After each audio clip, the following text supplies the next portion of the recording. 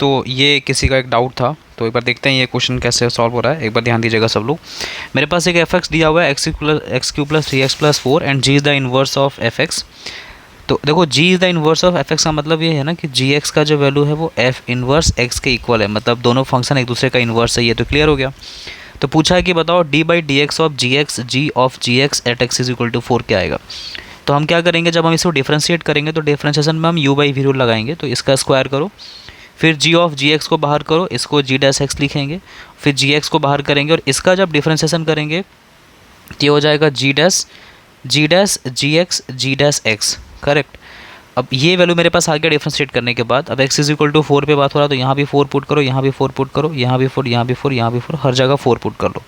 Alright.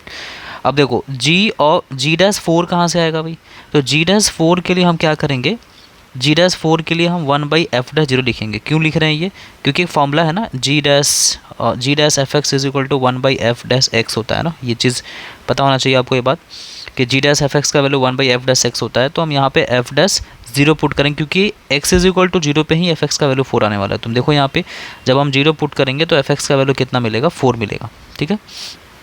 तो हम F x को 4 से रिप्लेस कर रहे हैं, तो x का वैल्यू कितना रखना पड़ेगा, 0। तो f x is equal to अगर ये था तो f ऑफ 0 का वैल्यू 4 हो गया। तो अच्छा यहाँ पर ये देख लो कि मेरे पास g डैश 4 का वैल्यू 1/3 कहाँ से आ रहा है। ये बात आपको समझ में आ रहा है कि 3 कहाँ से आया, क्योंकि जब हम फंक्शन को डिफ्रेंशिएट करेंगे एफ डैश एक्स फाइंड करेंगे, इस फंक्शन को तुम डिफ्रेंशिएट करो और x का वैल्यू इसमें 0 पुट कर दो तो तुमको यहाँ पे 3 आ जाएगा। तो g डैश 4 का वैल्यू 1/3 आ गया। करेक्ट, इसको डिफ्रेंशिएट करने के बाद। नेक्स्ट पॉइंट ये है कि मेरे पास g4 कहाँ से आएगा सर।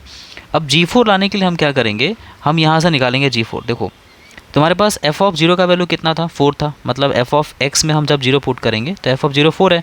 तो 0 is equal to f inverse 4 हो गया, और f इनवर्स 4 को हम क्या लिख सकते हैं, g4, क्योंकि दोनों एक दूसरे का इन्वर्स फंक्शन है। तो g4 का वैल्यू 0 आ गया, तो हम g4 का वैल्यू यहाँ पर 0 पुट कर लेंगे। तो अब देखो जैसे ही हम यहाँ पे 0 पुट करेंगे तो g 0 आ गया। अब g 0 कहाँ से आएगा, तो g 0 के लिए हम क्या करेंगे, देखो एफ एक्स का वैल्यू ये दिया हुआ था। करेक्ट। इसमें हम अगर हम x का वैल्यू -1 पुट करेंगे ना तो ये आउटपुट में 0 आ जाएगा। तो f ऑफ -1 का वैल्यू 0 हो गया। तो बताओ 0 is equal to f inverse -1, -1 is equal to f inverse 0 हो जाएगा। और एफ इनवर्स 0 को ही हम क्या लिख सकते हैं, g 0 लिख सकते हैं। तो g 0 का वैल्यू कितना आ गया, -1। तो हम जहाँ जहाँ g 0 दिख रहा है वहाँ पर हम क्या पुट करेंगे, -1 पुट करेंगे। तो इसको पूरे को सिंप्लीफाई करो, वैल्यू पुट करो, वैल्यू पुट करने के बाद तुमको -1/3 आंसर दिख जाएगा। ठीक है। So I hope you got it. Thank